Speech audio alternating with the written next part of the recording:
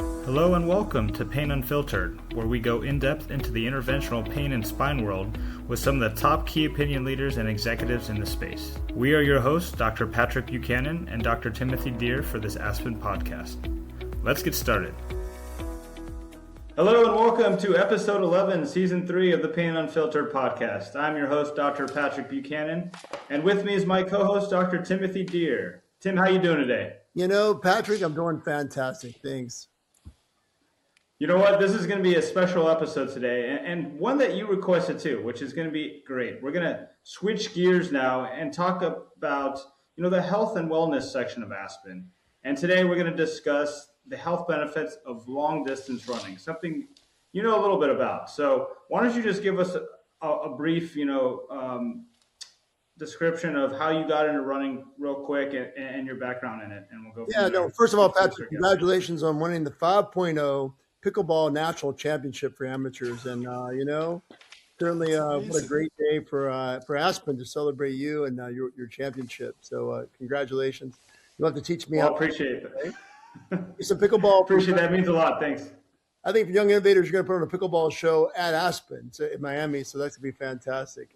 So looking forward to that. Last year we did a health and wellness section. We had Matt Dixon, the world's probably most renowned triathlon coach. And this year we thought we'd have some Aspen, both physician members and corporate partners talk about some running. And, we talked about the 100-mile run. That's our first segment.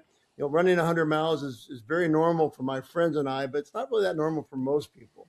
And so, I got into that after I ran multiple marathons and broke 3 hours in Boston and went to Kona and did Ironman. And I wanted to do something more challenging. I went to Leadville, Colorado and did the 100-miler where Dan Brounstein was one of my pacers there. And then he got the bug. He'll talk about that in a little bit.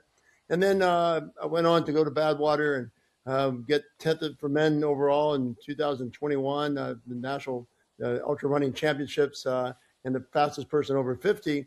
And then, I had to go to requalify to even have a chance to go back there. I had to do another 100-miler. So went out to Javelina this year. Matt Paxton paced me, and Javelina did a fantastic job. And now he's scheduled to do his first 50-miler as he builds to 100 miles. So that's a little background. What this first segment is based on the 100-mile run. And Patrick, I'll kick it back to you to talk to our other guests. Yeah, thanks. We're going to have two special guests on today, like Tim alluded to. We're going to have Dan Brounstein and Matt Paxton, VP of Sales of Aurora Spine. Thank you guys for joining us. Thank you so much for having us. Thanks, Patrick. We'll start with Dan first, because I know you've been an avid runner for a while now, maybe even before Tim. But just talk a little bit about how you got involved in running and how it's going and what it takes to train for a 100-mile run. Well, thanks, guys. Thanks for having me on this. And Patrick, I'm actually a recovering competitive tennis player myself. I think you tried to get me into pickleball. You actually gave me my first pickleball lesson, so thank you for that. Actually, Tim is one of my biggest influences. I was a tennis player in college. I played very competitive. Played number one at UC San Diego, and then ran a couple half marathons here and there to kind of keep in shape. But when I started working at this company, Spinal Modulation, with Tim, I'd fly out there, and there wasn't any tennis to play, and so you'd always get me out on these 5-6 mile runs, and so it kind of started there. And all of a sudden, he's like, "Hey, let's go run the Chicago Marathon." I think it was 2012. Trying to remember. I was trying to remember how many marathons now I've run, but he convinced me to run the 2012 Chicago Marathon. I'd never run a marathon before. And all of a sudden you just kind of go down this slippery slope, as Matt's probably going to talk about, where, it's 26 miles it's not long enough. Let's figure out how to go longer. I've run, I think now about 20 ultra marathons. I've run, I tried to finish Leadville. That was one of my big learning experiences. I don't ever call any of the ones where I didn't finish. The only one that I've never finished was Leadville. But it wasn't a failure. It was absolutely a learning experience. And now I've done 2 more 100-mile races since Leadville. One that was 35 hours long, where it was just destroyed. I threw up 7 times and said I was never going to do it again. And then Tim calls me about a year ago and says, "Hey, let's go do Javelina." And it's hard to say no to Tim. So I ended up going out to the desert to do this crazy race where you got to run 5 laps, 20 miles each, over and over and over again, and it, eventually gets to 100 miles. So it's for me, it's kind of a passion on the side where you end up being managing companies, and I was running strategy, but at the same time, I really love trying to keep in shape and challenge myself and figure out how do you do it with the efficient amount of time that you can, balancing family and business. And it's so fun. That's awesome, Dan. I just want to say one word about Dan and ahead, a couple of the things that he mentioned, and as we go back before we go to Matt, and that is, when we were in Leadville and he was my pacer, we were going to put something called Power Line. It's about mile 85. It's the middle of the night in Rocky Mountains. We're at about 12,000 feet. And I was hallucinating so badly that I think Dan and Corey Hunter, who was crewing me at the time, and Kelly Castleberry, thought maybe I should quit. And they appointed Corey to tell me to quit. And I remember it wasn't very nice to Corey at that point. I was in a bit of a mood. And so Dan, I think when they all saw me in that condition, they were thinking, dang, I'm not sure everyone will run 100 miles. And then here we are. Seeing people in that shape doesn't really perturb you once you recover. So I watched Dan and Javelina crushing it, looking so fresh, even at mile 100. So great to see. So good job, Dan. I'm certainly proud of all the things you've done and you keep doing. Yeah, but he was seeing monkeys in the mountains of Colorado. So that's when you might want to consider stopping, right? I think that's when things. No, that's really the best part. I mean, it's so animated, so great. And the only difference is when I was with you, I thought they were real because I was in really bad shape. When I was with Matt, which he'll talk about my hallucinations, I knew they weren't real. So I was a little better shape in Javelina than I was in Leadville. I was going to say monkeys must be a common theme because there were some monkeys in the cacti out there in the desert. Well, that's a great transition, Matt. Let's talk about your running experience, how you got started and how you did this with Tim as well. Well, again, thanks for having me on here. I feel it's such a privilege to be on here. And I also feel like I am over my skis on this one because of the accomplishments of the people that are on this podcast. So I started out in about 2008, early 30s, kind of getting out of shape a little bit. And I just thought, I should just start running for exercise. And, to keep a long story short, the weekend miles, 3 miles turned into 5 miles, turned into 7 miles. And, I live in, Henderson, Nevada, Las Vegas. And some friends of mine were doing, that was January. Some friends of mine were doing a half marathon in July. And I couldn't make it. But I'm like, I'll just go run my own half marathon. So I left the house in July in Vegas, didn't take any water with me. And I went around 13 miles in 100-degree heat. And I thought, okay, if I can do that, like what's next? And I signed up for my first marathon in December of that same year. And it was before the Rock and Roll Series took over the Las Vegas Marathon. And so I ran my first marathon and then just kind of got the bug and just started doing it, and then qualified for Boston several times, ran Boston several times, and just, never had gone further past the 26.2 mile mark, but had always been very intrigued about ultras. And I think it was June or July, I was out there in West Virginia with Tim, and we were talking, and he was telling me about this race that he was going to do, this Javelina. And I hadn't run a marathon since 2017 because I had a labral tear fixed after that last Boston Marathon in 2017.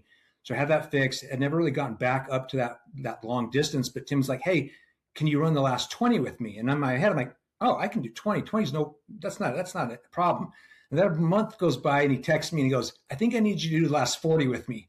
I was like, oh, okay. And again, like Dan said, when Tim asks you to do something, you don't say no because you don't want to disappoint him. You say yes because you want that opportunity and that experience of what that adventure is going to bring. And that's what it was. So even though I only did 40 with Dr. Deere, it was, 40 miles in the dark from, I want to say 6:30 or 7:30 on Saturday night to about 9:30 Sunday morning. And when you spend that long with someone and you get to experience the hallucinations and you get to experience the drive, it certainly inspires you to do more. And so I had committed to sign up for my own ultra 50 miler at the end of January, which I was supposed to do. And I was telling Dr. Buchanan before everyone joined, I had shoulder surgery last Wednesday. So I have to temporarily suspend my training because I had a tear in my tendon. for a skateboard accident, goofing around with my grandkids around the holidays.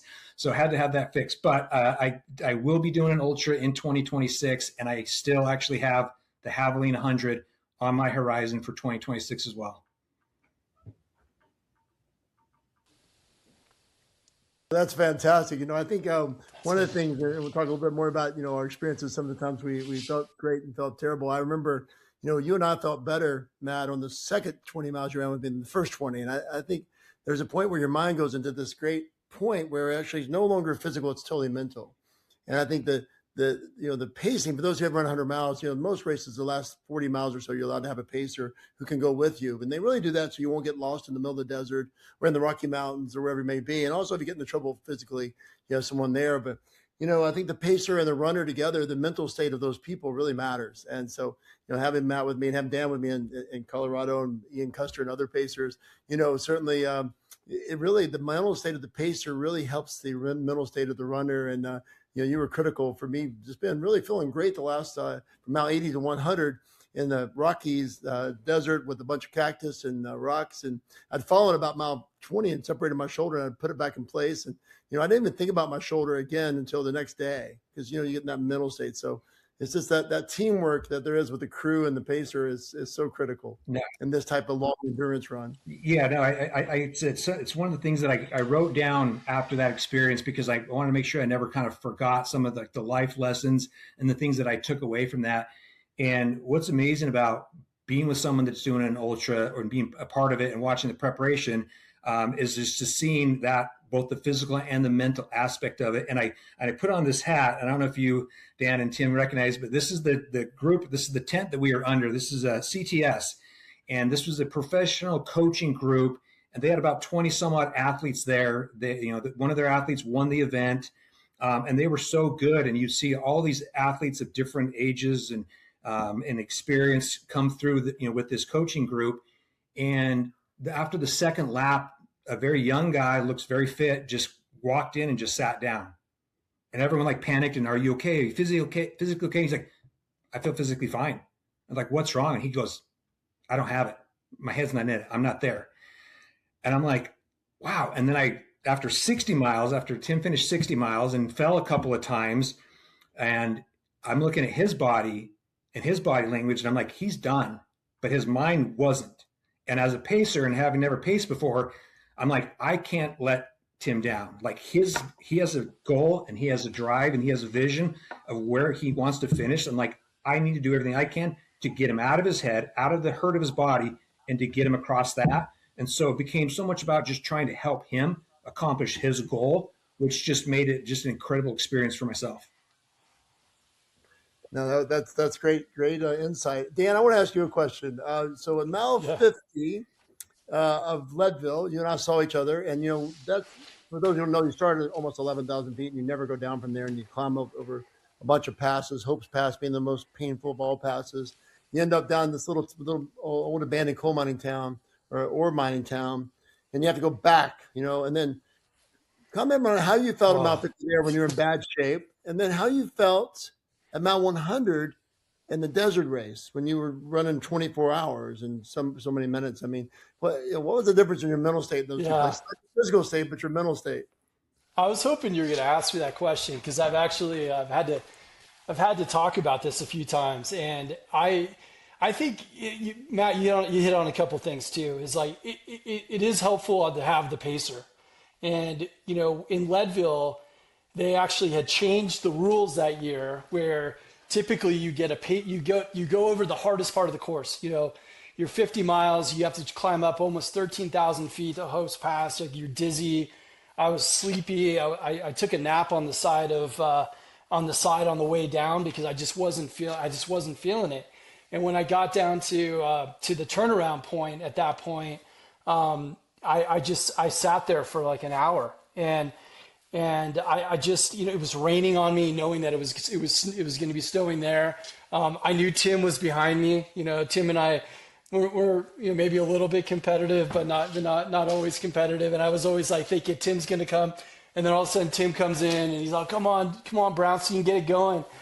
And it's just when you're not prepared for it. And that's one thing I remember is like not being prepared for a 100-mile race, knowing that you're gonna be going through some of the hardest points of like ever, in terms of the suffering, right? And you have to understand it. And people tell you that all the time, like, be prepared to suffer, but you don't really understand what suffering means until you're actually going through it.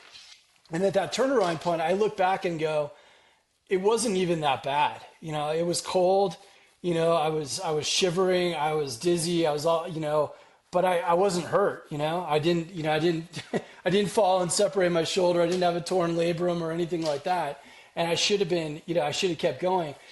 And for me, it's about I've changed my mindset now in these long races to say like, it's going to be more miserable than you can ever imagine. But at the same time, that's the time to problem solve, right? It's either you got to eat more or you got to take in electrolytes. You got to rest. Sometimes you have to sit there for 10 or 15 minutes and just recover, or you just got to take a step forward. And all of a sudden you start taking steps forward, you're fine. And so when it came to Javelina, I could tell you like, coming into mile 60, I felt amazing. I felt incredible. And the only time I felt horrible was actually with my pacer. And my pacer did the same thing about, he was incredible. He was telling jokes, telling stories. He was like 20 yards ahead of me. He was like pulling me. He was just pulling me along at the very end. And I knew I could finish. I just knew it because I'd already done it once. And I knew how miserable it was going to be, but I also knew that once I was done, I was going to be happy. And if I didn't finish this race, literally within 20 minutes, you're like, why would I stop? And I don't know if Tim, if you've been there before where it's like, I think you've only done it once where you've stopped. And when you stop, you go, oh my God, I had a lot more in me at the end. Well, I never want that. Dan, when I stopped, I tell the story about when I stopped in the ultra, I didn't have any more in me. I had was in Rhabdo and I was dying. Oh, that's probably at Mount Whitney, and I was about ready to peak Mount Whitney, and my crew, being great friends of mine, made me stop. I don't remember stopping until I got to the hotel later, and then I ended up getting IV fluids, and so I don't remember that much. But I've instructed them this year to not let me crawl. I'm not stopping this year. But I have one last question for both of you. I know we're going to end this segment and go to the first marathon for some of our other friends, but I have one more question for both of you, and it's actually a two-part question. And Matt, I'm going to kick off with you, Matt, because you mentioned you're going to sign for another ultra. I have a call tomorrow morning at 7:30 a.m. with the race director of the Greatest Race, which is 7 races in 7 continents in 7 days. And, I just want you to, first of all, would you consider doing that with me? We're going to fly from to Antarctica and start and then go through the other 6 continents. And then 2 is, tell us one thing you've learned from running ultras. You've done 40 miles now, and you're going to be doing 50 or 100 or 7 marathons in 7 days, one of those 3 races. Tell us, first of all, are you ready to go with me? And secondly, what have you learned from ultra running? Well, good questions. I guess my first answer or question back to you is how soon? What year are we doing this? I need to get it. This year, November, I hope, if we can get in. We're going to try. Okay. That sounds like an experience. I'll start a GoFundMe page now for that. The biggest thing that I learned from the ultra is, Dan, I know you've experienced this. So Tim sent me his itinerary here, his schedule for the race, and it is meticulous. It is not only what he's going to wear. So the night before, I stayed in the Airbnb with Tim, and the night before we put together packets for every lap that he was going to do that contained electrolytes, shoes, hats, socks, everything. And he had what hat he was going to wear on this lap. And he sent me the itinerary and how long he was going to stay at each aid station and when he was going to hydrate and this and all of those things. And so I think it's so important that you have a plan going into something. But the takeaway for me to answer your question, Tim, is what do you do when the plan doesn't work out? So for instance, we lost one of his packets. We're like, where's his outfit from 60 to 80? Where did it go? Like it was all there. Where did it go? He got behind in his hydration. He got very, very far behind and had, peed in like forever. It's like, what do we do there? And so he didn't plan on falling and dislocating his shoulder and bruising his ribs and all of these things. Like, so what do you do when the plan goes to out the window? The goal is still the goal. The goal is still is to finish the ultra. And can you overcome and adapt to those changes that were thrown at you and still remain focused on the objective And with all of those things, like, you can plan for something as best you can, but like, I think the true grit of a person is when things don't go perfect and they still overcome and accomplish. And it's just the beauty of the human mind and the spirit to see that and to be a part of it was just absolutely incredible. Great points, Matt. Dan? Absolutely. Yeah, exactly. I do exactly the same thing. I think the preparation is so key. Things that I didn't do before. It's like it's not like a half marathon where you can kind of just show up with a couple gels and go. You're pretty much prepping for the entire day for 24 hours as if you're running a conference or a meeting. And I have the same thing. The one caveat that I would say is like when things are going to go wrong, you're going to do something. You're going to forget something along the way. Your mind starts wandering. It happened to me at Javelina too, where I stopped taking gels around mile 50. I forgot, and all of a sudden I started getting into a hole. But you also have to not only do you have to overcome, you have to have a why. Like there has to be a reason for why you're trying to finish this race. And I remember in Leadville, I didn't really have the why. I would say it. It's like, oh, I want to do hard things. But for me, the why is really for my kids. And I've said that to them going in these races is like, hey, I want you to know I'm going to go run 100 miles. And I'm doing this for you. Just not that you have to ever run 100 miles, but I want you to know, you can do a lot more than you think. And it gets down to just doing like math problems or whatever, reading a hard book. And they take it to heart, and they tell their friends that my dad runs 100 miles and he's crazy and all that, but they totally believe in it. So that's my biggest takeaway is make sure you have a real why, not just something you write down, something that you totally believe in. That's fantastic. Thanks, guys, for joining us. That sounds like one of Mike Tyson's famous words. Everyone has a plan until you get punched in the mouth, and then you got to figure out what to do. So, very true. Like any big event, it sounds like you guys handled that really well. And thank you again for coming on and sharing your stories. I can't even imagine 40. Tim goes from 20 to 40 miles. That's insane to me. But you guys stepped up in that, and 100 miles. That I can't even fathom that. So, congrats on finishing that. And we would love to hear about more of that later on. Absolutely. Thank you, gentlemen. Thank you so much for having us. Great. Yeah, thanks for having us. Yeah, it's good to have another grandpa on the podcast. Thank you. Don't let Tim coerce you to do anything you don't want to do, especially live on this podcast. So thank you guys for joining us. Thank you. You got to do what you don't want to do. It's better. Bye-bye. All right. We're going to transition now to 3 other special guests that just ran their first marathon in Dallas in December. So we're going to have on Dr. Dawood Sayed, co-founder of Aspen, Dr. Kasra Amirdelfan. He's the VP of Clinical Affairs of Aspen. And we also have Shanth Thiyagalingam, the CEO of Pain Tech, joining us. Thank you guys for coming out. Yeah, nice. Thanks for having us. So we'll start with Dawood first. How did Tim coerce you into doing this? And then we'll talk about your running background as well. So yeah, you're being kind of presumptuous, but you're actually very accurate. That there would be probably a common theme here, and Tim is in a good way the reason why I kind of started with running. I had no interest in running it was probably around when we started Aspen, 8-9 years ago. But spending a lot of time with this dude, the best way to kind of get some good thoughts in our minds has been kind of just taking a jog and talking through some things. So kind of started with that, doing some little, couple miles here and there when we're at a meeting or a conference early in the morning. And I kind of caught the bug a little bit then after that, and just, one thing led to another, and actually a couple other friends had this idea to run a marathon. They ended up having some physical ailments and couldn't do it, but we all decided to do this, and it was a great experience. That's great. We'll shift over to Kaz. How did you get involved?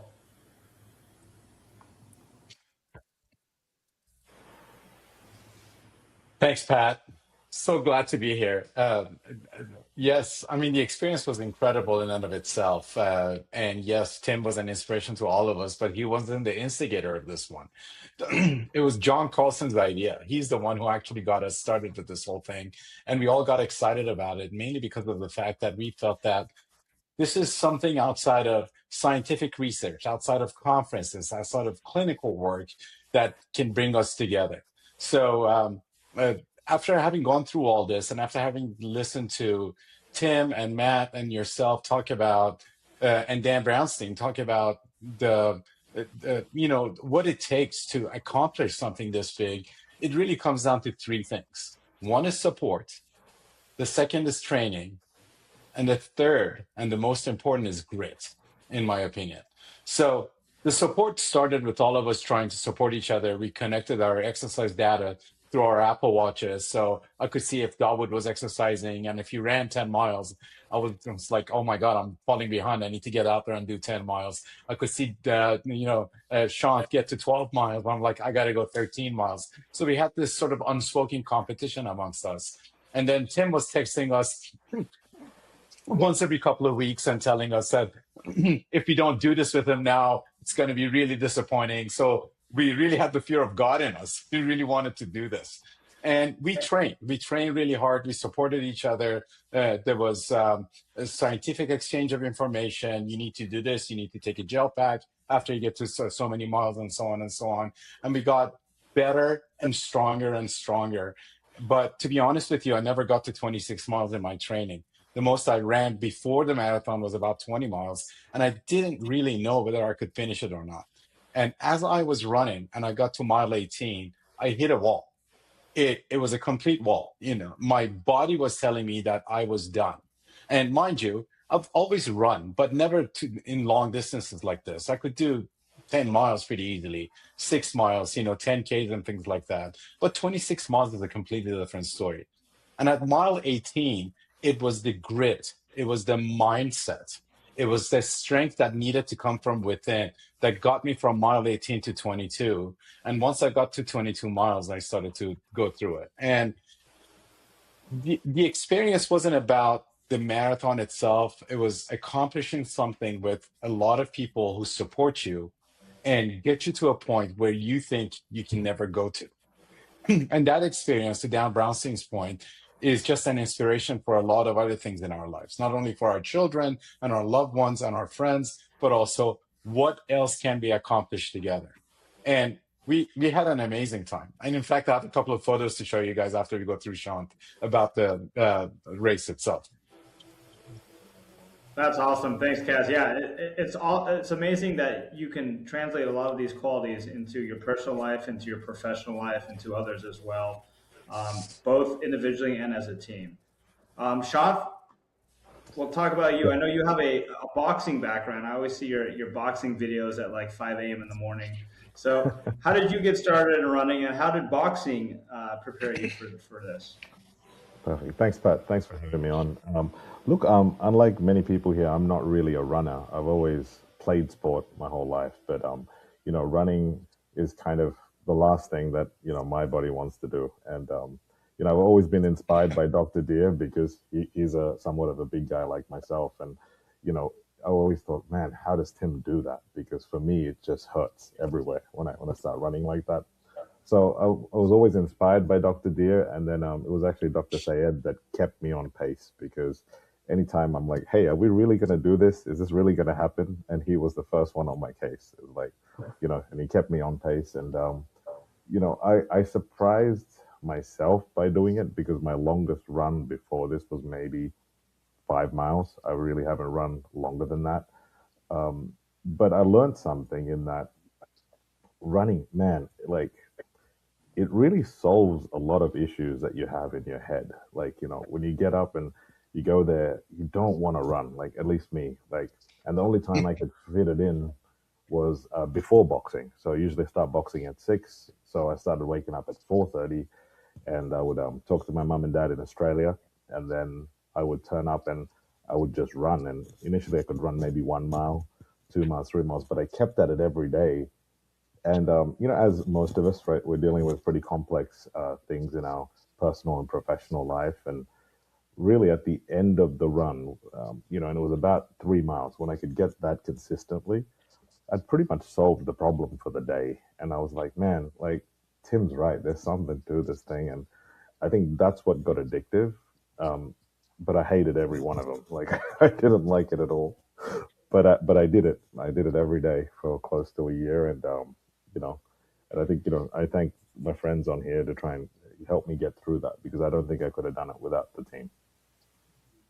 So I want to tell a little story about all three guys, Patrick, and then I want to ask them all a question. So I ran with Dawood several times on meetings. I ran with Dawood in the 5K in Miami, or charity 5K at Aspen. And, we did a half marathon down near my home in Florida, the Seaside Half Marathon. And he actually did really well. So I had really no doubts about Dawood. In fact, the only thing I wondered is, was he going to break 4 hours or not? So Dawood to me was easy. I had ran with Kaz during COVID down in Miami a couple of times, and he ran pretty poorly and very slowly.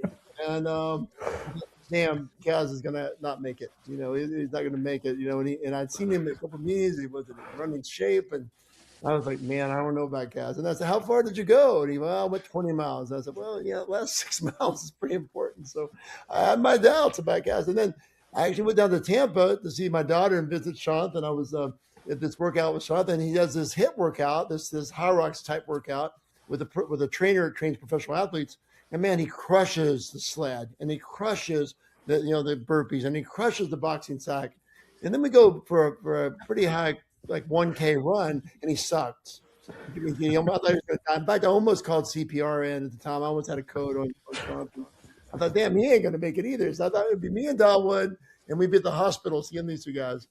And then I get down to Dallas, and they both just did fantastic, and it showed the training they put in, and they actually looked fantastic when I saw them in the pictures during the race. And then after the race, they both looked fantastic. So you talk about somebody that goes from being an underdog to being a champion. These two guys did fantastic. And Dawood ran like an experienced marathoner. He crushed it and looked fantastic as well. So all three of them, I was just so proud of all three of them for different reasons. And I think this is just the beginning. I think it'll become an annual event in some fashion. And we'll try to add some more of our friends to the event. But let me ask each of you one quick question. Dawood, what surprised you about the marathon? What was like, what didn't you expect that was there that you learned or saw during the marathon? Yeah, you asked me this question, I think right afterwards, but I was so, confused after the marathon a little bit. You kind of got a little brain fog. I think there's a few things. The one thing probably for me was I'm not an emotional person. Like even my kids, like, Daddy, you never cry. It's like, if I cry, it's probably going to be over something really bad. But you do get pretty emotional during certain parts of that race, like at the beginning. You're kind of alone in your thoughts, even though there's thousands of people around you. And there's a few times there where, I was kind of almost, I'm not going to admit that I was crying, but you kind of get emotional, start thinking about things, and you kind of think about just, your journey in life. And you kind of, it's that whole 26 miles, you can kind of almost break it down into certain aspects of your life. Like the beginning part was like, oh, this is when I was kind of a young man early on in my life in elementary school and high school. I thought, I knew everything. And then you kind of get into the middle part of the race, and you got to get a little bit humbled. And then you kind of start to figure things out. And then at the end, you're like, wow, it's about to end. And that's when I got emotional. I was like, oh man, I'm almost done here.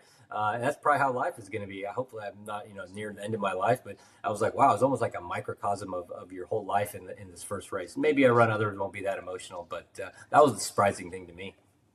Man, I love that analysis. That was fantastic. I'm gonna repeat what you said in the future and tell you what you said. That was fantastic. Kaz, what about you, my friend? Yeah, it was fairly similar for me. I got very emotional towards the end as I was crossing the finish line. I was excited. I was emotional. There was a lot of time for self-reflection during the entire run itself. Um, it proved to me that if I put my mind to something and if I do the right preparation, the sky's the limit. In fact, when we were all done with this and we were having lunch together, I'm going to show this picture right now, actually. Let me see. Let me share my screen here. Um, Where is it? I can't get to it right now. Here we go. Entire screen. Here we go. When this is us at the end of the race. Can you all see the picture? Yeah. Yeah. Yeah. So everybody was happy. And you know what we talked about? We were talking about when the next race is gonna be. It was just so exciting for us to be able to get this done the way we did and together. That part was incredibly invaluable for me. I just felt like, look, we've done something as a team. We've accomplished so much, and this is only the beginning of all the other things that we're going to accomplish together.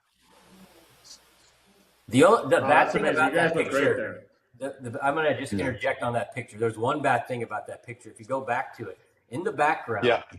it's the Chiefs game's on, and that's when Patrick Mahomes tore his ACL.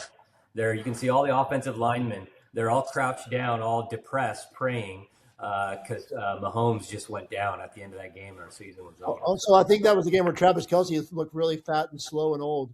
Same game. Not since we're on the screen, I want to show you guys another picture. We were all, it was a very physical thing, no matter what. For these ultra marathon runners who've done, ultras and 100-mile races and all of that, a simple marathon may be nothing. But for Dawood, Shanth, and I, this was our first marathon, and it was fairly physical. I had ankle pain, my tendons were hurting, and then Tim goes, "We're going to the Cowboys game." So we ended up going to the Cowboys game, and this is our picture at the Cowboys game. And we had the time of our lives at this game. But the funny thing is, all of us had so much difficulty walking down the stairs to go to our seats. We had to hold on to the railing to get down there. But that moment of release was just it's so exciting. It was just so memorable for all of us. And I can understand why people who do these races on a regular basis want to go back and do them more, because of the sense of accomplishment, because of the high, because of the internal reflection that you have, and because of the testament that you give yourself to the grit that you have within. Right. So that was great thoughts. Yes, thank you so much. I love My that. pleasure. Sean, what about you? What'd you learn from this race? What did you take home with you, and what's going forward with this? I was reflecting when Kaz was talking. I must have been hallucinating if I agreed to do another race at that point. You did. No, for me it was daunting because it was kind of like this huge goal in front of you. And Tim, I know you've run many of these. For me, this was such a huge goal, right? For 26.2 miles. I was like, how am I going to get through this? And what was really apparent was the first 15 or so miles actually felt great because I trained in the Florida heat, and it was -1 Celsius. So it was about 30 degrees Fahrenheit when we got to Dallas. And I'm like, I actually feel awesome. So I kind of was going really well. And then, I kind of just started to slow down in the middle because there was a lake that we had to go on, and I'm not really built for the cold. And, this cold air kept coming on. And I was like, in my mind, I'm like, okay, maybe I should start slowing down. And then, Kobe Bryant, I'm a big Kobe fan. And, there's a quote that he says, he goes, rest at the end, not in the middle. Rest at the end, not in the middle. And I had that just replaying in my head where I'm like, okay, I can't slow down now. And then I kept it going. And then as I was passing people, then towards the end, the crowd sort of came in and, I kind of finished strong. But there was a point in the middle where things were getting hard and there was no longer the crowd cheer and the support. And, basically you were by yourself. And it's very easy to start negotiating with yourself saying, yeah, look, I'll slow down a bit. But then I almost had like this third person that sort of came out in my brain, and I was like, no, stop. And it was Kobe, basically. So I was just like replaying that quote at the end, not in the middle, not in the middle. And that got me through that lake, which was extremely unpleasant with the chill coming off it. And then the end was just euphoria. And then, I finished, and then Kaz finished soon after, and it was awesome. We gave each other a high five. It was a really cool moment. So I was like, wow. Like you said, I didn't think we would finish, and the fact that we did and we came in under time, I was it was really cool to be able to do that with your friends. So it was awesome. That's right. Awesome. That's right. Patrick, you have any other questions before we call this a night? Yeah, I mean, these are fantastic stories. I mean, not only just a personal success, but a bonding experience you guys have and you share for the rest of your lives, which is quite unique because it's such an individualized sport, running, you would think. But, you guys kind of get fired up for each other, and this bond that you have for the rest of your life is fantastic and a huge part of your life. So, for all those listeners out there that want to get involved in running, whether it's a 5K, 10K, 100 miles, how give us one pearl. Tim loves the pearl. So give us one pearl of how to start running. Dawood, we'll start with you, Kaz, Shanth, and we'll finish with you, Tim. Yeah, I don't know if I have great pearl, but I think, to get these medals, I'll just make an analogy between like marathon running and Aspen. It's more than just being like super smart and good at procedures. I think it's like the athleticism, because I saw a bunch of athletic people at the beginning of the race, and I saw them all kind of cramp out and fall out. I think you need to have like nutrition, you have to have discipline, you have to have all these components that we have in Aspen. It's like education, research, all of it comes together. It's more than just like one thing. So I think you got to be balanced. It's not just one thing. People are like, well, I'm not that athletic. I'm not that, if you're not that athletic, then you have to train a little harder. If you're, if you're super athletic, maybe your training doesn't have to be that hard, but maybe your nutrition has to be better. So that's kind of like the things we do in Aspen. We're not that strong maybe in one component. We have to strengthen out something over here. So I think balance is the key when you do these things. I think everyone should do it, to be quite honest. After I did it once, I think everyone should try this at least once in their life if they're willing and able, because you'll learn so much about yourself. So that's probably my biggest rule. Everyone should do it once. Awesome. Kaz? Yeah, I think everyone wants to accomplish something like a marathon in their lives. And I had a mentor years ago who would talk about how when you look at a problem or when you look at a goal, the goal may seem really huge, but you have to chip at it one little piece at a time. So yes, you can run a marathon, but you have to start slow and piece it together. Start with a mile and work your way up. So, get to 2 miles, get to 3 miles, find people to run with you. And not just with running, with any sort of exercise, with any project that you want to do. Get that support around you, get the training, get the knowledge, start slow and work your way up.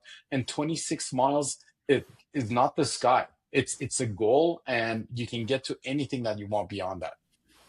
Great. Nice points. Sean? I think for me, it was a couple of things in terms of anything is possible, right? And I say that because all of us are time poor. And for me, I could only find an extra half an hour to 45 to run because I really enjoy the boxing side of things. And 6 weeks out from the race, I put it into ChatGPT, and I'm like, hey, my longest run is 5 miles. Can I do a marathon in 6 weeks? And ChatGPT said no. And that was actually the best motivator for me. I was like, all right, let's see what happens. And then I literally went in that 6 weeks and went half marathon, full marathon. Probably not the smartest thing, but it's like anything's possible. So I think, it is like, to Kaz's point, it's a goal and there's a way to do it. And there's different ways you can cut that. Second thing I think is the support system is very important, like just to keep supporting each other. I think if it was by myself, truthfully, I don't know if I would have done it, but that a group of people were doing it together. Dr. Deer was involved, right. And I'm like, it really inspired me to do it. And I'm like, I can't let them down. I got to do it. Yeah, I do have to say, Tim, we all look up to you. You've guided us in so many different ways in our clinics, in our scientific research, and this in this exercise, going through this project, having you involved at the beginning. I know that. I know that Carlson told you that we were going to run this marathon, and you became involved with us. And I'm like, "Are you crazy, John? There's no backing out now." And I was scared, but in a good way. It was an inspiration for me to be able to do this with you, and with everybody else, with Dawood, with Shanth, with everyone. So I want to thank you for being there, because that really helped us so much, and I look forward to the next one with you. No, thank you so much, Kaz. I enjoy seeing my friends accomplish big things, and I'm rooting for my friends all the time. And this was what a team we had, right? It was fantastic. My closing points, Patrick, some pearls is, you can do more than you think you can. And I think that's a good lesson for running, but also a good lesson for life. Sometimes we set our goals too short, and we don't think we can do things. And to see my friends do what they did, and Dawood running 4 hours, and guys in Shantha really running great times and really looking great at the end. But you can do more than you think you can. You're tougher than you think you are.